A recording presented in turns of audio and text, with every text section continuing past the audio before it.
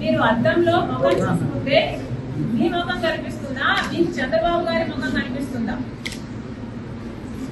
ఒకసారి పరిశీలన చేసుకోండి. మీకు ఎందుకు ఇంత చంద్రబాబు గారు పిచ్చి పట్టిందో జనాలకు సమాధానం అవసరం. ఎందుకంటే అర్థం కావటం లేదు. సునీత ఇంత గట్టిగా ఈ రోజు న్యాయం కోసం కొట్లాడుతుంటే మీరు చెప్పాల్సిన సమాధానాలు ఈ రోజు వరకు చెప్పటం లేదు. చెప్పకపోగా చంద్రబాబుతో మేము చేతులు కలిపామని చెప్తున్నారే, మీరెందుకు మీ గురించి సమాధానం చెప్పటం లేదు? సాక్షి టీవీలో, సాక్షి ఛానల్లో హార్ట్ అటాక్ అని ఎందుకు రాశారు?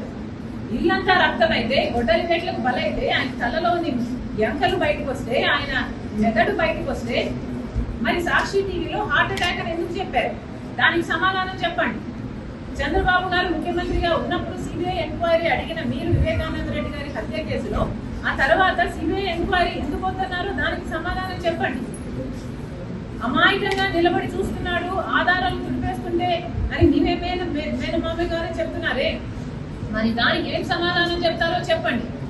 ఇవన్నీ మీ హస్తం లేకపోతే, అవినాష్ రెడ్డి హస్తం లేకపోతే ఎందుకు దాచిపెట్టుకోవాలనుకుంటున్నారు? ఎందుకు సమాధానం చెప్పడం లేదు? 5 సంవత్సరాలు అవినాష్ రెడ్డిని ఎందుకు కాపాడారు? మళ్ళీ అదే అవినాష్ రెడ్డికి అక్యూజ్డ్ గా ఉన్న ఇన్కంప్లెంట్ ఎంపీకి మీరు ఎందుకు టికెట్ ఇస్తున్నారు?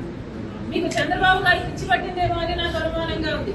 ఒకసారి అద్దం పంపిస్తున్నాను మీకు, దయచేసి అద్దంలో ముఖం చూసుకొని మీకు మీరు కనిపిస్తున్నారా లేక చంద్రబాబు గారు కనిపిస్తున్నారో ఒకసారి టెస్ట్ చేసుకోవాలి.